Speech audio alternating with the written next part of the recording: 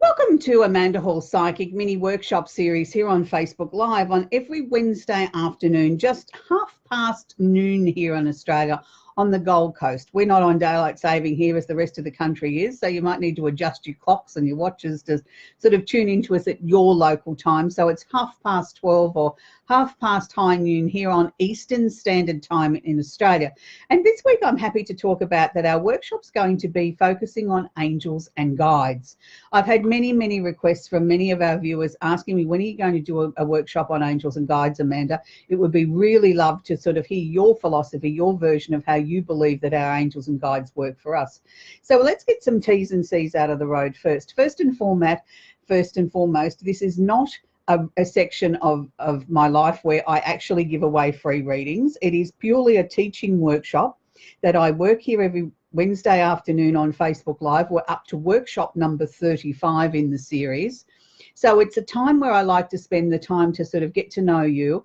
It's lovely if you want to leave your name and say hi and wave where you're from, or say, leave a nice little comment. I guarantee you I will get back to you in the next 48 hours. I don't give shout outs here because I like to keep on point and on focus on what we're talking about with the subject. And I do appreciate all your wonderful comments and inbox messages and things like that after the show. It really does make my job worthwhile because I know that I'm reaching to you and helping you understand the things that are bothering you or the things that mightn't have made sense to you before in your life.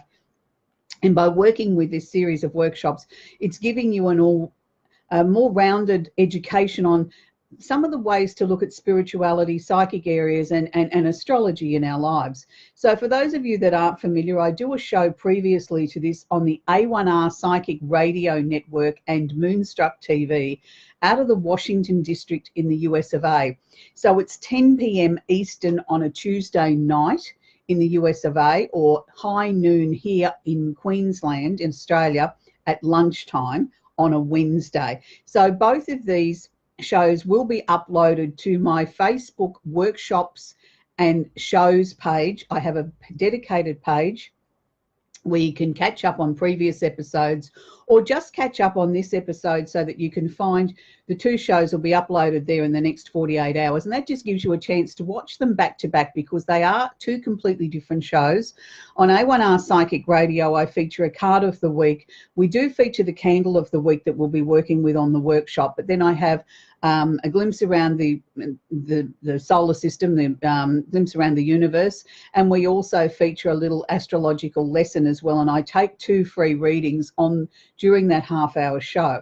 So if you're looking to try and win a free reading with me, can I suggest that you tune into A1R Psychic Radio next week, put your name down on the list. You may be fortunate enough to get one with me or one of our other very talented psychic mediums from around the world. So let's get on with the show. I really want to thank you all again for being here and joining us here on A1R Psychic Radio. Before we start, can I suggest to you, if you'd like to get your very own free astrology report, if you want to head to our website, www.amandahallpsychic.com.au, and join up there to the free newsletter, that we will then sort of walk you through the steps of getting your very own free astrology chart emailed to you in a PDF anywhere in the world. You are under no obligation to buy anything. And also, you'll find floating around on my Facebook page an opportunity for you to come and join my new YouTube channel where all my workshops and shows from A1R Psychic Radio have been uploaded there, plus some other interesting bits and pieces I've done over the years, some of the television shows and things like that that I've worked on. So there'll be a link on my Facebook page. I will actually put it underneath here later so that you can find that and join in the fun there as well. And you go into the draw. If you want to click on and subscribe to my YouTube channel, you can go into the draw for a free 15-minute phone reading anywhere in the world. So it is worth joining me, subscribing to my new YouTube channel. So without any further ado, let's get the workshop underway. I have many people message me and ask me what is my personal opinion on angels and guides. And it's something that I want to sort of very clearly explain and share with you. Angels and guides mean very many varied things to many of us around the world. There is never a right or a wrong way to look at any information. I always share with people and teach all my students that if it feels right to you, then adopt it for you. If it doesn't feel right, then let it go. we all have the opportunity to turn around and say, well, this was my belief at that time in my life. I've since had other information come to light, or my views on things have changed, and this is now my updated or my latest version of how I see this particular topic. For me, angels and guides has always been probably a very similar sort of belief system for me for as long as I can remember. Even though I'm a Sagittarian and I'm a fire sign, and I have worked with, psychic areas and astrology for most of my life, and I go way, way back even into my childhood, where I always had a fascination for this area of work for as long as I can remember. And I asked the difficult questions of my family members when I was a little girl, probably from when I could talk, and nobody had answers. So I'd ask why and how come, and probably drove them nuts. And as you can appreciate, coming from a very religious background and a very strict religious Methodist background, that they didn't believe in this sort of work. They didn't believe in, people being prophets of God that didn't fit in with walking around with a Bible and acting and behaving a certain way and dressing a certain way, and everybody had to be, fit into this particular stereotype of what they saw as being Methodist. And I suppose I always dared to be sort of a little bit different, always sort of pushed the envelope, asked too many questions, asked why, and probably asked inappropriate questions at the wrong time, but that was just me. And I was known as a little chatterbox, and I suppose it's no surprise that I've spent most of my life in a talking profession, my working life, because I like to talk. But it's also too, I think, you can have people that like to talk, but it's whether or not they've got something informative to say that you want to listen to is another thing. Sometimes you wish people wouldn't open their mouth, because when they do, they really disgrace themselves. So hopefully I'm not doing that today. So angels and guides. Now, angels and guides to me have always been a very personal thing. I've always believed and worked on this principle. My angels and guides, my personal angels and guides, I believe, are somebody that is either emotionally connected to me or are my blood relatives. Whether I've met them or not in this lifetime is not the issue.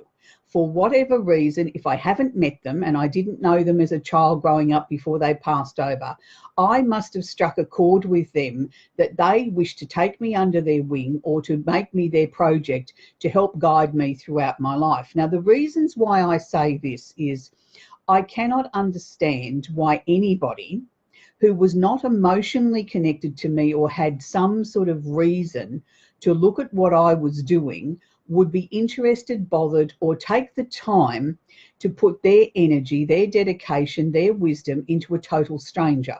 Now, you may not agree with what I'm saying, and that's fine, but this is my personal belief, and I've always believed in the same way ever since I was a little girl, that when we died, we didn't really die. It was just, something left our physical body and our physical body went wherever. But I just knew that the energy or the soul of that person didn't die. And I believed that that always remained with us.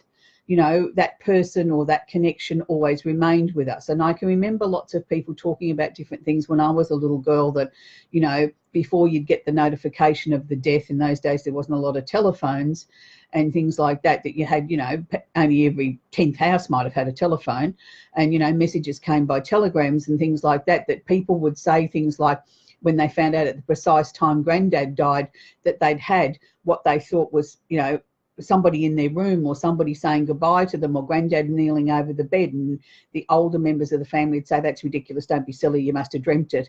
Granddad wasn't doing that, and then you get the news that Granddad died. Well, I believe that's when they're starting to leave their physical body and move into the realms of becoming angels or guides. And, sometimes our grandparents or people that are very close to us feel this compelling need to come and say goodbye before they leave the earthly plane. They don't always do it. I'm just saying some people choose to do it, some people choose not to do it. And it's got nothing to do with whether or not they were a believer in spiritual things before they leave the planet. It's just one of those things. They get the opportunity and they take it. So I know over the years of working in the psychic industry, and I've been to many events and I've staged many events and I've worked in many workshops and on television shows, and you name it, I've done it. and worked with some of the world's best. And I've listened intently to what people have to say and their opinions and their journeys and their vision and their reasons for sort of claiming what they claim. And, you know, met and worked with many, many spirit guide artists, and, you know, they all do a phenomenal job, and some are more talented than others. And, you know, and that's again a personal perspective. We all have a different way of looking and viewing art. And many, many times people would come to me for a reading after having a spirit guide drawn, and they'd show you very proudly, you know, this is my new spirit guide, da da da, and his name's such and such, and he's a Native American Indian. And I'd say, oh, wow, that's wonderful. And they'd say to me, well, can you tell me his name? And I'd say, well, that's not for me to do. That's for you to sort of meditate on, and hopefully they'll share the name with you. And I used to think to myself, well, how can it be that, you know, the person sitting over there drawing all this beautiful art believes in this person's got an Indian guide? Maybe they do, maybe they don't. I don't pick that up. I don't work that way. And I learned to sort of to accept the knowledge that all knowledge is important. Just because the spirit guide artist works in that medium and I work in a different medium of tools and ways of getting answers, that neither one is right and neither one is wrong. But what I used to always try and share with people, look, that's terrific and I'm really thrilled for you, and I hope you're going to frame it and treasure your spirit guide drawing.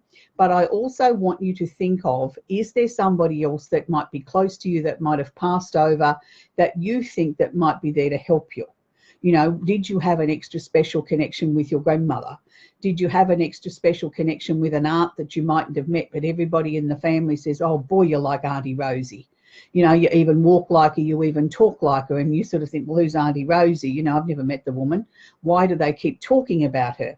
Well, that's because Auntie Rosie might have really sort of taken you under her wing and really decided that she's going to help and guide you and give you information and share things with you and help try and mold you and guide you into having maybe a better life than what she did, or she sees you as being very similar to her, and that really makes her become very proud, and her, you know, or become 10 foot tall because, you know, she's so proud of you continuing on in her footsteps, or whatever the case may be.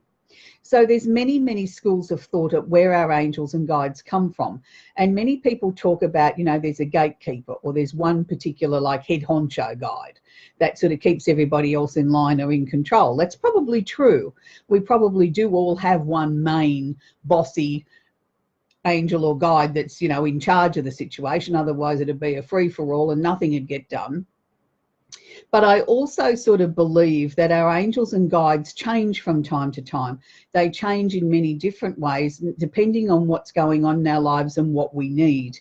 And, you know, if I can give you an example of, you know, I'm a firm believer in, you know, my two main spirit guides, and I think I'd be safe to say that my late husband would probably be the bossier one of the two, and the one that would sort of say that he's in charge and it's his wife and we'll do it my way, was my late husband. And he wasn't a bossy man on earth, but I just know that I'm sure on the other side he's very protective of me, as he always was here on earth, in a nice sort of way. He never stopped me from doing anything, but he always kept a watchful eye on me and his children and made sure that we didn't come to any harm. And I'm sure that hasn't stopped over the 30 odd years that he's been gone. But I also want to talk about somebody that was really close to my heart, and that was my dear work colleague, Mark de Pascale. Mark and I went back many, many years. We all met and lived in another part of the country and came together, and it was with Mark's push, I suppose, and his ideas and his enthusiasm that Mark, Peter and I got together and started working on what became our Simply Tarot set, that I didn't know in years to come that would be. But Mark and I wrote a course together, or we sat down and decided to put a tarot course together, and it was interesting. We both wrote down what we believed our meanings were to the cards, and when we cross-referenced them, they were almost identical, bar a couple. So, you know, he had his way of teaching and I had my way of teaching. So, you know, I believe that those two gentlemen were instrumental in pushing me in my professional life throughout the years and making the things that we talked about as three people sitting in a lounge room over a glass of wine and having a little cigarette, which is not socially acceptable today, talking about what a wonderful place the world would be if more people learnt, you know, the magic of tarot and astrology. So I'm sure those two gentlemen had a very big helping hand in making some of those things a reality, and I often feel them around me in my day-to-day life. But that's just two people. But then I also feel that we have people that aren't necessarily blood connected to us or emotionally connected to us because of they personally knew you, and working along the same scheme. When I was, in the position to be designing the Simply Tarot set for Hinkler Books here in Australia many, many, many years ago now, and we started working on the project, they sent me lots of different tarot cards to look at, and I kept saying no, no, no, and I kept on saying I just love the Rider-Waite deck. They've got the right energy, the right drawings, the right this, the right that. We couldn't get a license to work with them and put out a book and a DVD to go anywhere past Australia and New Zealand, and that wasn't sort of acceptable to an international publisher. So it was my idea to sort of, why don't we try a modern deck? And we started doing that with a photographic concept. And the buying public, the publishers, the buyers of the publishers didn't like it. They said it would date very quickly and it would only be a flash in the pan, and we wouldn't achieve what we were trying to achieve with the set. And then it was sort of like a brainwave between one of the owners of the company and myself, sort of sitting there thinking there's got to be an answer to this. And we both came up with the answer at the same time. Why don't we take the photographic concept and apply it to the Rider-Waite deck and recreate the Rider deck, the most popular, well-known deck in the world, and bring it into the modern century? So that's what we set about to do. So during the course of writing and working with that material and, making sure that as much as possible the imagery was correct and honouring what Arthur Edward Waite initially designed the cards for, and his artist Pamela Coleman Smith brought them to life, we wanted to try and make sure that the magic wasn't lost. And I felt many, many times during that process that those two people were with us, guiding us, helping us, and sort of saying, well, that's okay. We understand that you can't get somebody to get into that position that you can draw in a real live sense, that, they're not a contortionist, but let's go this way. That, answers came at times when there didn't seem to be an answer. And there was more imagery. When you start to dissect a card, you really start to see the little subtle things that were on the card that you knew were there, but didn't really sort of take a lot of notice every time you worked with them. It was sort of like it had become part of your soul. And it was sort of like, oh, wow, I'd never noticed that before. There was one particular card, there was two different coloured shoes. And so then we had to research the concept of what did that mean. And I remember as we were beginning to start this process, before we even started the process of working on this, but I was staging a psychic expo on the Gold Coast, and one of my readers was there, and this lady come racing in and she said, I've got this book and I've been told that I've got to give it to somebody here. She said, and it's not you, Amanda. She said, I don't mean to be rude. She said, but can I have a look at the readers? Because I've been given this message, I've got to give this book to someone. I said, yeah, sure, go for your life. Anyway, she turned around and gave it to a friend of mine who was a reader and a graphic artist. And at the time, I'd just signed the contract to do the Simply Tarot project. Didn't know, of course, that we were going to be designing our own cards and we wouldn't be able to work with Rider. But the book that she gave this gentleman was the philosophy and the history behind how the Rider-Waite cards came to be, and the imagery of the two different coloured shoes. What was the hidden meaning behind that? What was the meaning behind 9 blackbirds on the left hand side of the car, and etc., etc.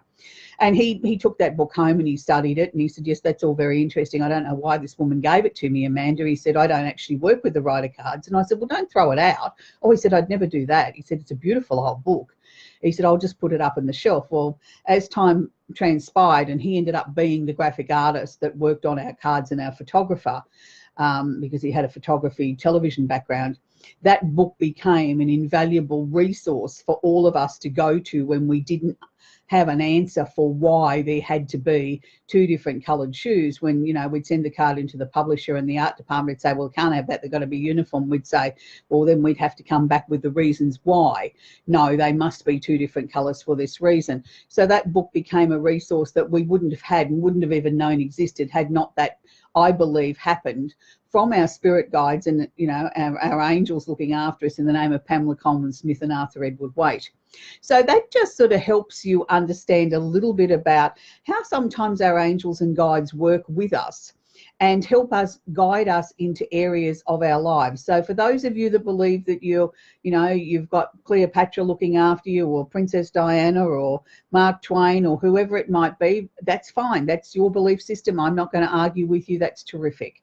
And I'm sure there's many people that have felt at different times that they've channeled the energy or felt the energy of, a famous person that's passed over is sort of coming through to them with a message. I'm not going to say that you're wrong, and I'm not going to say it's not possible. I'm just saying let's just keep an open mind and work with what you believe in. So if we're going to start working with a candle to help bring into our lives more energy from our angels and guides, how would we go about it? What we need to do is start writing a little list. Now, it's not necessarily a list that we're going to be manifesting things. It can be, but I would like to prefer to work with it as a way of asking your angels and guides to help you. Asking them to guide you, share with you their wisdom, their knowledge. Say, for argument's sake, you're trying to get a new business off the ground and you sort of feel a little bit stuck. You sort of feel as if you've hit a roadblock with it. Then why don't you put on your list asking very, very nicely for any suggestions from my angels and guides? Is there someone up there that might be a whiz kid in business? Is there someone up there that might be creative that can help remove the roadblock from our project and help us get it to market? That would be a way of approaching it. It could be that there's been a disagreement with somebody that you're close to and you want to mend that fence, you want to bring the family back together or bring the friendship back together again. Then ask your angels and guides to show you the way of being able to gently, work through this situation so both sides feel very comfortable that they can move forward. More importantly, I think I like to work with angels and guides in this way, and this is how I mainly work with my angels and guides candle, is that I ask my angels and guides to help guide me, to help strengthen my psychic ability, to help me to be able to be the best channel, the most clear channel that I can possibly be, helping my clients and helping me in my lifetime, sharing with me the things that they feel I need to know, or the areas that I might need to work on in my life, or something I might need to be guided to. And it could just be something simple that, you might be having a health issue and you think, well, you've exhausted every avenue. But if you ask your angels and guides, is there anything further that you can do? Watch out what happens in the next 7 days, the things that you might read on social media, or the people that you meet, or somebody mentions something in passing, a treatment or a vitamin or a therapy or something that you never knew about, and bingo, all of a sudden, that's the life-changing event. So working with an angels and guides candle, I like to burn these extra large candles. I like to burn 1 wick one week and 1 wick the next day. That way, not only do you get a longer burn time from your candle, but I also feel you use up more of the soy wax. And it's all about, getting it bang for our buck. These are extra large candles that will burn for around 50 to 60 hours if you burn both weeks. If you burn alternate weeks, you can get up to 100 hours. Now, I never throw out any wax that's left over in my candle.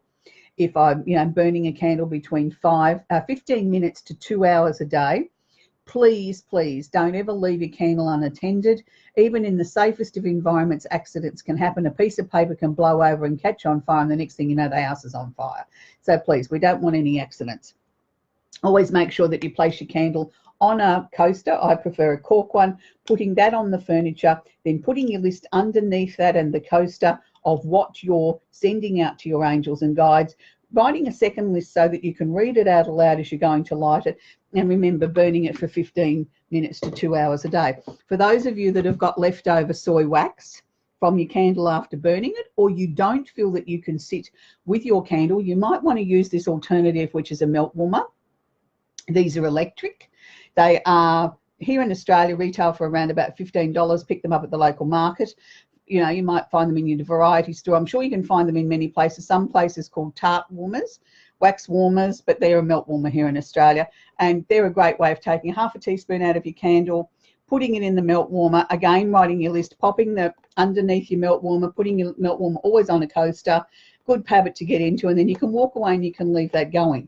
You can have that going in your office or your workspace or just on your dining room table. For those of you that want a smaller candle to work with, we have gift box sets that we make up. We have 27 candles in our range, so you don't all have to be the same. This week I made a gift box up of all angels and guides, but you can choose any 3 out of our 27 in the range and make up your own very individual gift box. Perfect time of the year to be stocking up on these because they make wonderful little gifts for the festive season ahead. You know, when you just want a little gift to give somebody, these candles will burn for 15 hours. As I said, we've got just about everything covered in the range, from astrology through to our very, very special one for the holiday season called My Angel in the Sky. And My Angel in the Sky is a candle that you can use in your celebrations or a way of connecting with our passed over loved ones. So it's been very popular that people have made up a little travel box with 1 angels and guides and 2 My Angel in the Sky, because they've got them there for the festive season, and then, you know, they're working with their angels and guides, but they've also got something to share with the family as well. So I hope you found this workshop very informative. Next week, we're going to be working with the full moon in Taurus. The half hour seems to go very quick each week as we work through our workshop series. I'd like to take this opportunity to thank you for joining me. We have such fun here every week, and I really do appreciate your feedback, your comments. It makes my job so much more worthwhile. If there's anything that you'd like me to cover, we do follow a similar format every month. We cover the new moon, the full moon, and the sun sign of the energy that the sun is in for the astrological month ahead. And we also then have a different candle that we will feature during that, you know, that fourth Wednesday of the month, where we've got that fill-in time around it, and we fill in with something like angels and guides or clearing or patience or whatever the case may be. So I look forward to working with you again next week. So until next week, have a great week, and bye for now.